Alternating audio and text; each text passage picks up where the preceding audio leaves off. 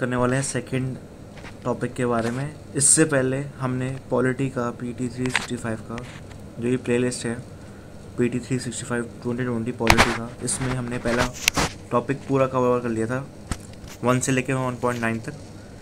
Playlist है इसकी, आप चेकआउट कर सकते हो। अब हम सेकंड वाले से स्टार्ट कर रहे हैं, वो है functioning of parliament, state legislature, local government. इसमें 5 टॉपिक्स हैं जो हम डिस्कस करेंगे। तो हम स्टार्ट कर रहे हैं। चैनल को लाइक से सब्सक्राइब करना ना भूलना। Functioning of parliament, state legislature, local government. पहला टॉपिक है declining productivity of parliamentary session. तो मानसून सेशन जो कि हुआ था पिछले साल was the third least productive for Lok Sabha 21% और 8th least productive for Rajya Sabha 28% in the last 2 decades। ठीक है, यहाँ पे क्या हुआ है कि जो बेसिकली मानसून सेशन जो हुआ है पिछले साल का, वो लीस्ट प्रोडक्टिव बोला गया है। 3rd है लोकसभा के लिए और 8th है राज्यसभा के लिए। अब बात करते हैं summoning the session of parliament. तो पार्लियामेंट का जो सेशन होता है वो कैसे स्टार्ट होता है, वो मेंशन है आपका आर्टिकल 85 ऑफ इंडियन कॉन्स्टिट्यूशन में। पावर है वो कन्वीन करता है सेशन ऑफ पार्लियामेंट, जो कि गवर्नमेंट के साथ है। जो डिसीजन लिए जाते हैं वो कैबिनेट कमेटी और पार्लियामेंट्री अफेयर्स देखते हैं। और ये बेसिकली फॉर्मुलेट कौन करता है? प्रेसिडेंट करता है, जिसमें MPs होते हैं जो समन करते हैं इस सेशन को। इंडिया के पास कोई फिक्स पार्लियामेंट्री कैलेंडर नहीं है, बट कुछ कन्वेंशंस हैं कि हर साल जैसे 3 सेशन होते हैं। बजट जो कि बहुत बड़ा होता है, मॉनसून और विंटर। तो आपको अगर ये याद करना हो, बहुत ही शॉर्ट ट्रिक है जो मैंने ढूंढी है, वो है BMW। ठीक है, BMW कार है तो आप उससे याद कर सकते हो। Budget, monsoon, winter. जो गैप है दोनों के बीच में वो 2 सेशन का रहता है पार्लियामेंट का, और एक्सीड नहीं कर सकता 6 महीने का। तो आप यहाँ पे देख सकते हो सिटिंग का जो डिक्लाइन हुआ है 1952 से लेकर 2018 तक का है और आगे कंटिन्यू कर रहा है। इसमें इंपॉर्टेंट चीज़ें क्या है आपको याद रखनी पड़ेगी। एक तो एडजर्नमेंट क्या होता है, बेसिकली टर्मिनेट करता है सिटिंग ऑफ पार्लियामेंट कुछ आवर्स के लिए। फिर एडजर्नमेंट सिंडे है जो टर्मिनेट करता है sitting of parliament for an indefinite period.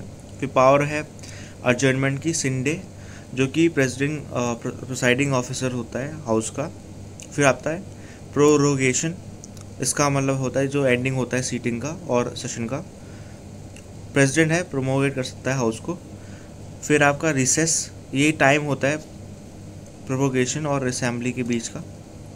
फिर आता है डिसोल्यूशन, जिसमें डिसॉल्व करते हैं आपका लोकसभा को, टर्मिनेट करते हैं बेसिकली। तो यहाँ पे इंपॉर्टेंट चीज़ है कि सिर्फ और सिर्फ प्रेसिडेंट ही कर सकता है डिसॉल्व हाउस को। ड्यूटी स्पीकर ऑफ लोकसभा की हम बात करें तो यहाँ पे रिसेंटली दिल्ली हाई कोर्ट ने लोकसभा को सेक्रेटेरिएट को रिप्लाई दिया है पिटीशन, जो कि बात करता है vacant post of deputy speaker for 2 years। तो डिप्टी स्पीकर की जो पोस्ट है वेकेंट रही है। तो लोकसभा सेक्रेटेरिएट ने दिल्ली हाई कोर्ट को ये जवाब दिया है इस बारे में। डिप्टी स्पीकर और इलेक्शन के बारे में बात कर लेते हैं। स्पीकर और डिप्टी स्पीकर जो होते हैं प्रिसाइडिंग ऑफिसर होते हैं लोकसभा के, जो आपने देखे होंगे मीडिएटर जो होते हैं बेसिकली, जो बैठे रहते हैं कि जो मीडिएट करते हैं। While the office of speaker is vacant और during the absence of speaker from any sitting of the house, the duty of the officer shall be perform by the deputy speaker. ये clause है constitution में, अगर speaker जो है अगर वो खाली, उसकी सीट खाली है तो डिप्टी स्पीकर उसकी स्पीकर का रोल निभा सकता है।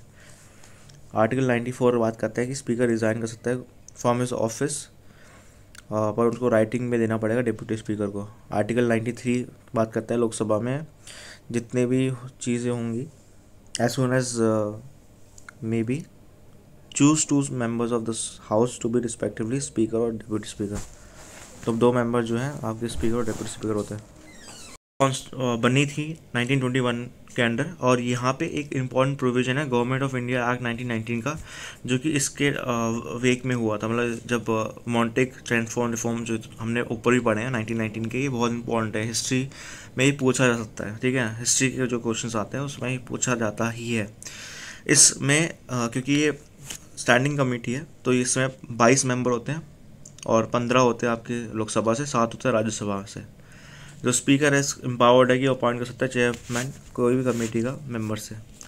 यहाँ पे समझ लेते बहुत सारी चीज़ें हैं। अभी आप देखो तो जो इसके प्रेसिडेंट थे, मतलब इस कमेटी के प्रेसिडेंट की बात कर रहे हैं, सबसे फर्स्ट प्रेसिडेंट जो थे WM हेली थे। ये कोई ब्रिटिशर्स थे। पर इंडियन प्रेसिडेंट जो बने थे वो भूपेंद्र नाथ मित्र थे। और लास्ट प्रेसिडेंट जो है वो आपके बिफोर इंडिपेंडेंस लियाकत अली खान है। ठीक है, 1966 से 67 में जो चेयरमैन है कमेटी के वो रूलिंग पार्टी से बिलोंग करते थे। पर 1967 के बाद एक कन्वेंशन डेवलप हुआ था जहाँ पे चेयरमैन जो है वो सिलेक्ट होगा ऑपोजिशन से। तो ये बहुत इंपॉर्टेंट फैक्ट है। इसके अलावा यहाँ पे कुछ चीज़ें हैं। एक तो फंक्शन क्या है, ये कॉन्स्टिट्यूट होता है हर पार्लियामेंट के द्वारा, हर साल एग्जामिन करता है आपके बड़ी सारी चीज़ें। जैसे एक तो ये देखता है appropriation of sums granted by parliament for the expenditure of government of India. Annual finance account देखता है गवर्नमेंट ऑफ इंडिया के। कुछ अकाउंट्स जो बेसिकली पार्लियामेंट के पास होते हैं एज अ कमेटी, जो कि उनके हिसाब से सही है। जो अकाउंट्स ऑटोनॉमस होते हैं, सेमी ऑटोनॉमस होते हैं। अकाउंट्स जो बेसिकली पब्लिक अंडरटेकिंग को देखते हैं या गवर्नमेंट कंपनीज को देखते हैं, जो उसके अंडर आते हैं, उसके प्रीव्यू के अंडर आते हैं, वो उस कमेटी के उसको देखते हैं एग्जेम्पशन पे। यहाँ पे अगर और चीज़ों के बारे में बात करें तो यहाँ पे बॉक्स की बात कर लेते हैं। एस्टिमेट कमेटी क्या है? एस्टिमेट कमेटी सेटअप हुई थी 1950 में। एग्जामिन करती है एस्टिमेट्स को जो कि बजट पे है और सजेस्ट करते हैं इकोनॉमिक्स पब्लिक एक्सपेंडिचर में। 22 मेंबर्स हैं जो इसमें थे 1956 में। मेंबरशिप फिर बढ़ी 30 की होगी। फिर जितने भी 30 मेंबर्स हैं लोकसभा से ही है।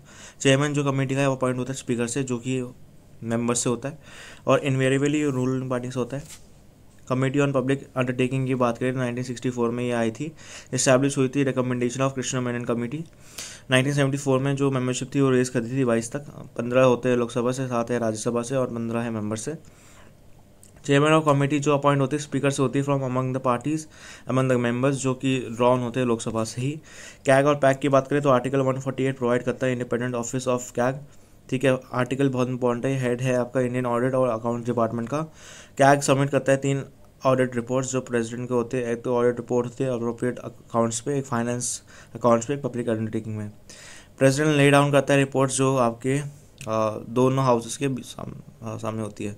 उसके बाद फिर कैग के बाद फिर आ जाता है ये पैक के बाद। ठीक है, पब्लिक अकाउंट्स कमेटी, जहाँ पे वो एग्जामिन करती है रिपोर्ट को और फिर उसकी फाइंडिंग को देखती है। ठीक है, यहाँ पे अगर हम और बात करें डू यू रिमेंबर में, ठीक है, तो यहाँ पे आप देखो पार्लियामेंट्री कमेटी ड्रॉ करती है अथॉरिटी आर्टिकल 105 से। प्रिविलेज जो है पार्लियामेंट मेंबर्स का होता है। आर्टिकल 118 जो है पार्लियामेंट अथॉरिटी देखता है, रूल्स बनाता है, रेगुलेट करता है इस प्रोसीजर को, कंडक्ट ऑफ बिजनेस को। 2 तरीके के यहाँ पे पार्लियामेंट्री कमेटी होती है। एक तो स्टैंडिंग होती है, एक होती है टेम्प्रेरी, जिसको एडहॉक बोलते हैं। मतलब किसी पर्पज़ के लिए होती है, उसके बाद फिर वो खत्म हो जाती है। एडहॉक में स्टैंडिंग वाली परमानेंट रहती है।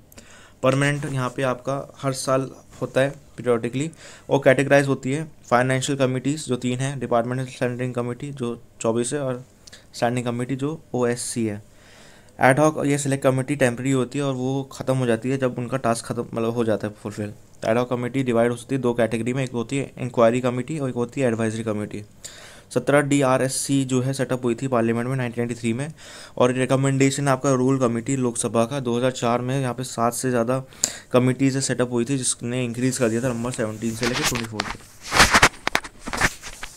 DRCs की बात करें तो ये रिकॉन्स्टिट्यूट होती है। DRCs जो बहुत इंपॉर्टेंट है, पार्लियामेंट कमेटी जो है कॉन्स्टिट्यूट करता है इसको, DRCs को। उनके 3 इंपॉर्टेंट फंक्शन होते हैं। एक तो एग्जामिन करते हैं बिल्स को, एक स्पेसिफिक टॉपिक्स पे होते हैं, मिनिस्ट्रीज को एग्जामिन करते हैं, इम्प्लीमेंटेशन बाय गवर्नमेंट, एग्जामिन करते हैं बजटरी आउटले को।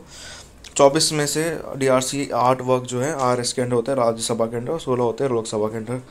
हर कमेटी जो कॉन्स्टिट्यूट होती है रूल 268 कॉन्स्टिट्यूट होती है, रूल 268 के अंडर होती है। इसमें 31 मेंबर्स होते हैं, 21 होते हैं लोकसभा से और 10 होते हैं राज्यसभा से। ये मेंबर्स जो नॉमिनेट होते हैं स्पीकर से होते हैं लोकसभा के और चेयरमैन होते हैं इसके राज्यसभा के। हर मिनिस्टर जो है मेंबर नहीं होता इस कमेटी का। मेंबर ऑफ कमेटी जो है ये होल्ड करती है office for a term, but वो एक्सीड नहीं करती 1 साल से ज़्यादा। लेजिस्लेचर काउंसिल की बात करें तो कैबिनेट ने अप्रूवल कर लिया है प्रपोजल जो आपका क्रिएशन करता है लेजिस्लेचर काउंसिल का वेस्ट बंगाल में। तो ये बहुत इंपॉर्टेंट न्यूज़ है। लेजिस्लेचर काउंसिल क्या है? एक अपर हाउस है स्टेट में। ठीक है, असेंबली होती है, काउंसिल होता है। काउंसिल आपका जैसे राज्यसभा होता है, वैसे ही समझ लीजिए लेजिस्लेटिव काउंसिल होता है स्टेट का, ठीक है। राज्यसभा हो गया पर आपका सेंटर में। एक परमानेंट हाउस होता है जो मेंबर्स ऑफ काउंसिल या तो गवर्नर नॉमिनेट करता है या स्टेट से होते हैं, या इनडायरेक्टली इलेक्शन होता है। यहाँ पे दो तरीके से हो सकते हैं, ठीक है। टेन्योर क्या होता है इनका, बहुत इंपॉर्टेंट है टेन्योर, ये पूछा जा सकता है। 6 साल का होता है इनका काउंसिल का। और अ थर्ड ऑफ मेंबर्स जो है हाउस के रिटायर होते हैं हर 2 साल में, ये भी बहुत इंपॉर्टेंट है। क्राइटेरिया की बात करें तो इंडियन सिटीजन जिनकी जो 30 साल के हैं, मतलब जो मिनिमम एलिजिबिलिटी क्राइटेरिया है और उतना होना चाहिए। और जो पर्सन है वो साइमल्टेनियसली भी नहीं हो सकते मेंबर पार्लियामेंट के और स्टेट लेजिस्लेचर का, तो ये बहुत इंपॉर्टेंट कंडीशन है इसमें भी। आर्टिकल 169 कॉन्स्टिट्यूशन का ये बोलता है कि प्रेसिडेंट जो है लॉ से वो क्रिएट कर सकता है या अबॉलिश कर सकता है लेजिस्लेटिव काउंसिल को स्टेट में, अगर जो लेजिस्लेटिव असेंबली है स्टेट की तो पास करती है रेजोल्यूशन जो कि इफेक्ट देती है स्पेशल मेजॉरिटी का, 2/3 होता है असेंबली के। इसके अलावा यहाँ पे आर्टिकल 171 की बात करें तो लेजिस्लेटिव काउंसिल जो है उनके पास more than 1/3 of the numbers नहीं होते हैं एमएलए के स्टेट में, not less than 40 members. Total number of members जो है लोग लेजिस्लेटिव काउंसिल में स्टेट के वो एक्सीड नहीं कर सकते 1/3 of the total number of members in the legislative assembly of the state, provided कि टोटल नंबर ऑफ जो मेंबर्स है लोकसभा में वो कुछ यहाँ पे 40 से कम हो। काउंसिल में सेटअप जब होते हैं तो West Bengal continue like become the 7th Indian state जिनके पास बाई कैमरल सिस्टम होगा, ठीक है। 7 स्टेट बना है जिसके पास काउंसिल है, ठीक है, आफ्टर आंध्र प्रदेश, तेलंगाना, बिहार, उत्तर प्रदेश, महाराष्ट्र एंड कर्नाटका। ये बहुत इंपॉर्टेंट चीज़ है। तो कॉम्पोजिशन कैसे होता है, ये बहुत ही ट्रिकी भी है कॉम्पोजिशन लेजिस्लेटिव काउंसिल का। 1/6 जो होते हैं नॉमिनेट होते हैं आपके गवर्नर से, 1/12 होते हैं ग्रेजुएट, 1/12 होते हैं 1/12 होते हैं आपके टीचर्स, और 1/3 होते हैं आपके जो लोकल बॉडीज से जैसे म्यूनिसिपैलिटी या कोई भी, और 1/3 मतलब 33% जो होता है आपका लेजिस्लेटिव असेंबली से होता है। तो ये एक इसका प्रोसेस है।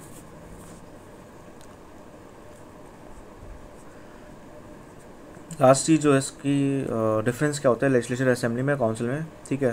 काउंसिल आप राज्यसभा समझ लीजिए और असेंबली समझ लीजिए लोकसभा, ठीक है। वैसे कुछ अंडरस्टैंडिंग के लिए बोल रहा हूँ मैं, ठीक है। पर ये स्टेट में होते हैं, ये बात ध्यान रखना। अपर हाउस होते हैं इंडियन स्टेट्स के, जो बेसिकली इसके जो मेंबर्स होते हैं वो इलेक्टेड होते हैं पार्टली और पार्टी नॉमिनेटेड हो गए, जैसे हमने देखा था जो ऊपर का कॉम्पोजिशन था। लेजिस्लेटिव असेंबली का बहुत सिंपल है, लोअर हाउस है ये स्टेट का, जहाँ पे मेंबर्स जो है डायरेक्टली इलेक्ट होते हैं। प्रिसाइडिंग ऑफिसर कौन होता है, लेजिस्लेटिव काउंसिल का चेयरमैन होता है, और यहाँ पे स्पीकर होता है असेंबली में। मिनिमम एज होती है आपकी असेंबली में 25 है, ठीक है, और उससे 5 साल ज़्यादा होते हैं काउंसिल में, क्योंकि अपर हाउस है इसलिए समझ लीजिए वैसा। स्ट्रेंथ की बात करें तो 1/3 जो होते हैं टोटल मेंबर्स ऑफ असेंबली होते हैं, और मिनिमम कितना होना चाहिए, 40 होना चाहिए। जबकि क्योंकि आपका लेजिस्लेटिव असेंबली यहाँ पे लोग डायरेक्टली इलेक्ट होते हैं, यहाँ पे मैक्सिमम 500 है और मिनिमम 60 होना चाहिए। लेजिस्लेटिव काउंसिल जो है इंट्रोड्यूस नहीं कर सकता, ना अमेंड कर सकता ना रिजेक्ट कर सकता है बिल को। मनी बिल की बात हो रही है यहाँ पे। मनी बिल का लेजिस्लेटिव असेंबली में इंट्रोड्यूस होता है, अमेंड हो सकता है, रिजेक्ट हो सकता है, ठीक है। लोकसभा राज्यसभा जैसा हिसाब इसका भी। बजट की बात करें तो डिस्कस नहीं कर सकते, बट डिस्कस कर सकते हैं सॉरी यहाँ पे लेजिस्लेटिव काउंसिल में, बट वोट नहीं कर सकते डिमांड ऑफ ग्रांट्स में, ठीक है। बट असेंबली में प्रिविलेज दिया गया है लोगों को कि उनके पास है कि वो वोट कर सकते हैं डिमांड्स पे, ठीक है ना। Election of president of India की बात करें तो ये पार्टिसिपेट नहीं कर सकते काउंसिल, बट असेंबली के लोग कर सकते हैं। यहाँ पे इलेक्टेड मेंबर्स होते हैं असेंबली के, स्टेट्स के और यूटीज़ के, दिल्ली के, पुडुचेरी के, जो पार्टिसिपेट करते हैं। इंपॉर्टेंट चीज़ है ये भी। और क्या न्यूज़ है इन्फॉर्मेशन पे, एक तो मद्रास लेजिस्लेटिव काउंसिल ने कंप्लीट कराया 100 साल इस्टेब्लिशमेंट में। सबसे पुराना मतलब ये तो आप देखोगे 1921 का है, मतलब ब्रिटिशर्स के टाइम का है, 1921 में ये आया था मद्रास लेजिस्लेटिव काउंसिल, जो कि बहुत इंपॉर्टेंट है और बहुत इंपॉर्टेंट फंक्शन करता है आपका लेजिस्लेटिव असेंबली का। देन मद्रास स्टेट पोस्ट 1947, उसके बाद तमिलनाडु जैसा बना 1969 से। तो बड़ी सारी चीज़ें कंटिन्यू हो रही है। सेटअप हुआ था गवर्नमेंट ऑफ इंडिया एक्ट के अंडर 1919 के, और यहाँ पे बहुत, तो यहाँ पे भी काफ़ी लैंडमार्क लेजिस्लेशन पास हुए, जैसे वोटिंग राइट्स हो गया वुमेन का, मुदुल लक्ष्मी रेड्डी हो गए जो फर्स्ट वुमेन थे, मेंबर थे काउंसिल के। फिर आपका हिंदू रिलीजियस इंडाउमेंट एक्ट 1926 का, वो भी इम्पोर्टेंट था। अबॉलिशन है देवादासी सिस्टम का। फिर ये इशू करते हैं free pattas to poor for housing sites, government of India act 1990 का कुछ मेजर प्रोविजन भी है, जैसे प्रोपोर्शन हो गया इलेक्टेड मेंबर्स का जो इंक्रीज़ कर दिया 70% पे। कॉन्सेप्ट जो डायरेक्टरी का है वो आया था इस एक्ट में, जिसने डिवाइड कर दिया था एडमिनिस्ट्रेशन सब्जेक्ट को सेंट्रल और प्रोविजन लिस्ट में। ऑफिसर ऑफ चीफ मिनिस्टर जो है उसको प्रीमियर बोला जाता है, जो इंस्टीट्यूट हुआ था। एक सीट जो आपकी टेरिटोरियल मेंबर्स कॉन्स्टिट्यूंसी से आती है 28 सब में होती है और रिजर्व होती है नॉन ब्राह्मण्स के लिए। नेक्स्ट है आपका अदर इंपॉर्टेंट न्यूज़ में की बात करें तो ऑफिस ऑफ प्रॉफिट की बहुत ही इंपॉर्टेंट चीज़ है कि जो SC है, मतलब सुप्रीम कोर्ट ने उसने हेल्ड करा था कि गवर्नर से नहीं कर सकता इलेक्शन कमीशन में, उसका ओपिनियन जो है डिस्क्वालिफिकेशन पे रहता है 22 MLA के, क्योंकि उन्होंने ऑफिस ऑफ प्रॉफिट होल्ड करा था मणिपुर में। ठीक है, ये थोड़ी इंपॉर्टेंट चीज़ है क्योंकि जो ऑफिस ऑफ प्रॉफिट है वो डिफाइन नहीं है कॉन्स्टिट्यूशन में और under the RPA, but different court ने डिफरेंट इंटरप्रिटेशन दी है, जिसका पोजीशन कुछ सर्टन ड्यूटीज़ में और उससे भी ज़्यादा हो सकता है या उससे कम भी हो सकता है पब्लिक कैरेक्टर में। ऐसे अलाउ करता है लेजिस्लेचर को कि वो कैरी आउट कर सकता है ड्यूटीज़ फ्री मैनर में without any obligation to government of the day. Further जो पार्लियामेंट है प्रिवेंशन ऑफ डिस्क्वालिफिकेशन एक्ट 1959, वो उसमें बड़ी सारी लिस्ट है जो वाइड रेंजिंग नंबर्स हैं ऑफिस के और एग्जाम्प्टेड डिस्क्वालिफिकेशन से। आर्टिकल 102 क्लॉज 1 और आर्टिकल 191 क्लॉज 1 जो है MP और MLA जो है बार्ड है from holding any OOP under the central और स्टेट गवर्नमेंट। RPA के अंडर भी होल्डिंग ऑफिस ऑफ प्रॉफिट जो है ग्राउंड है आपका डिस्क्वालिफिकेशन का। लैंडमार्क केसेस की बात कर लेते हैं। 1964 में सुप्रीम कोर्ट ने एक रूल दिया था कि वो टेस्ट करता है, डिटरमाइन करता है कि क्या पर्सन जो होल्ड करता है ऑफिस ऑफ प्रॉफिट वो टेस्ट है अपॉइंटमेंट का। इसके अलावा प्रद्युत बोरदोहाई वर्सेस सोपन रॉय का ये केस हुआ था 2001 का, जिसमें 4 ब्रॉड प्रिंसिपल डिटरमाइन करते हैं कि क्या ऑफिस अट्रैक्ट करता है कॉन्स्टिट्यूशनल डिस्क्वालिफिकेशन को या नहीं। तो यहाँ पे बात करिए कि whether the government exercises control over appointment, की क्या गवर्नमेंट एक्सरसाइज करती है control over appointment, constitutional disqualification को अट्रैक्ट करती है कि नहीं करती, ये भी एक चीज़ है। दूसरा आप देखो तो ये पहले पॉइंट में हमने डिस्कस करा है कि गवर्नमेंट एक्सरसाइज करती है कंट्रोल ओवर अपॉइंटमेंट रिमूवल या परफॉर्मेंस फंक्शन ऑफ ऑफिस का। दूसरा हो सकता है कि ऑफिस का क्या रेम्यूनरेशन अटैच है। तीसरा है कि वेदर जो बॉडी है जहाँ पे ऑफिस है वो गवर्नमेंट पावर्स पे है, जो रिलीज़ करती है मनी को, अलॉटमेंट करती है लैंड को, ग्रांट करती है लाइसेंस को। लास्ट पॉइंट है वेदर जो ऑफिस है इनेबल करता है होल्डर को कि वो इन्फ्लुएंस करे बाय वे ऑफ पैट्रोनेज। ठीक है, नेक्स्ट केस लो है Jaya Bachchan versus union of India 2006 का केस है, बहुत इंपॉर्टेंट है। इसमें सुप्रीम कोर्ट ने ये डिसाइड करा था क्वेश्चन पे कि जो कोई पर्सन अगर होल्ड कर रहा है किसी ऑफिस ऑफ प्रॉफिट और नॉट, क्या रेलेवेंट है, क्या जो ऑफिस है वो केपेबल है यील्डिंग प्रॉफिट या कुछ उसका मॉनेटरी वैल्यू है, गेन है, not whether person actually obtain a monetary gain. तो ये भी इंपॉर्टेंट केस है। इसके अलावा जो नेक्स्ट न्यूज़ है वो है सस्पेंशन ऑफ MP। तो 12 MP जो है राज्यसभा से सस्पेंड हो गए हैं इंटायर सेशन के लिए। तो सस्पेंड कैसे हो सकते हैं ये हमें समझना ज़रूरी है, कौन से रूल में डिफाइंड है, ये चीज़ भी इंपॉर्टेंट है। रूल 256 जो है कंडक्ट ऑफ बिजनेस का राज्यसभा का, ये बोलता है suspension of members from parliament. तो रूल जो है ये 13 टाइम्स यूज़ हुआ है सस्पेंड करने के लिए 26 मेंबर्स को मल्टीपल टाइम्स सिंस 1962। इसके हिसाब से 256 के हिसाब से चेयरमैन उसके हिसाब से अगर उसे लगता है कि जो मेंबर है वो डिसरिस्कार्ड कर रहा है या अथॉरिटी को मान नहीं रहा या अब्यूज़ कर रहा है रूल्स को, तो काउंसिल उसको डिस्क्वालीफाई कर सकता है। मेंबर जो है डिस्क्वालीफाई हो सकता है, सस्पेंड हो सकता है फॉर अ पीरियड, पर वो एक्सीड नहीं कर सकता रिमाइंडर ऑफ द सेशन। जो काउंसिल है time to time motion pass कर सकती है, रिजॉल्व कर सकती है, सस्पेंड कर सकती है, टर्मिनेट कर सकती है। इसके अलावा एक्सपेंशन की बात करें काउंसिल ऑफ मिनिस्टर्स की, जो नेक्स्ट न्यूज़ है वो ये है कि यूनियन गवर्नमेंट एक्सपैंड कर सकता है काउंसिल ऑफ मिनिस्टर्स को 277। इसमें नए मिनिस्टर्स और जूनियर मिनिस्टर्स भी ऐड हो सकते हैं। तो ये कैसे कर सकते हैं, कॉन्स्टिट्यूशन में 91st अमेंडमेंट आया था कॉन्स्टिट्यूशन का, जिसने आप इंट्रोड्यूस करा था आर्टिकल 75 क्लॉज 1 क्लॉज ए, जो स्टेट करता है यूनियन काउंसिल ऑफ मिनिस्टर्स जो एक्सीड नहीं कर सकता 15% of the number of MPs Lok Sabha में। तो काउंसिल ऑफ मिनिस्टर्स जो है कॉन्स्टिट्यूशन बॉडी है, ये बहुत ही ज़्यादा इंपॉर्टेंट है, बट जो साइज़ और क्लासिफिकेशन होता है वो मेंशन नहीं है कॉन्स्टिट्यूशन में, ये भी बहुत इंपॉर्टेंट चीज़ है। जो क्लासिफिकेशन होता है 3 टायर पे होता है, यहाँ पे कैबिनेट मिनिस्टर्स है, minister of state and deputy ministers है, जो कि ब्रिटिश पार्लियामेंट्री कन्वेंशन पे भी है।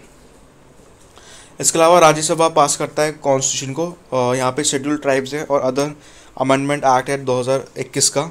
जो एक्ट है ये मॉडिफाई करता है part 18 of the schedule constitution का।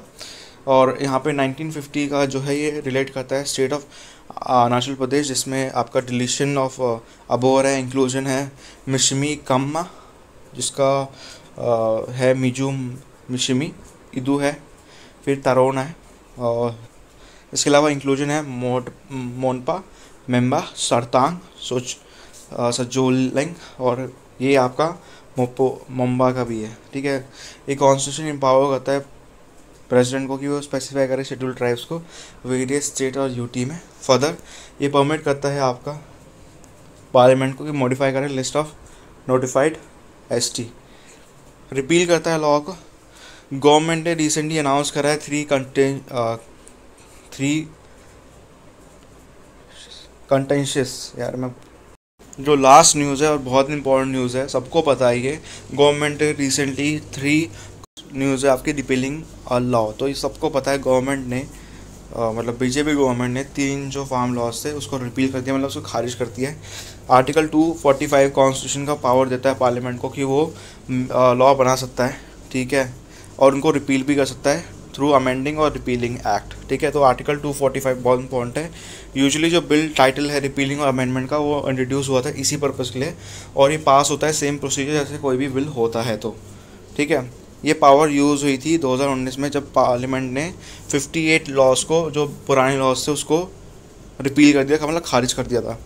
इसमें सनसेट लॉ क्लॉज भी है, बहुत इंपॉर्टेंट, लेजिस्लेचर यूज़ कर सकता है। उसके पास सनसेट क्लॉज भी है जो कि एक पर्टिकुलर डेट के बाद ख़त्म हो जाता है। जैसे टाटा पे एक सनसेट लॉ था, टाटा आप सभी को पता होगा 1987 में आया था, उस पर सनसेट लॉ था कि 1995 के बाद ये खारिज हो जाएगा, तो वो खारिज हो गया उसके बाद ही। तो ये बहुत इंपॉर्टेंट चीज़ है, इसी के साथ ही ये ख़त्म होती है। आई होप आपको लेक्चर अच्छा लगा हो।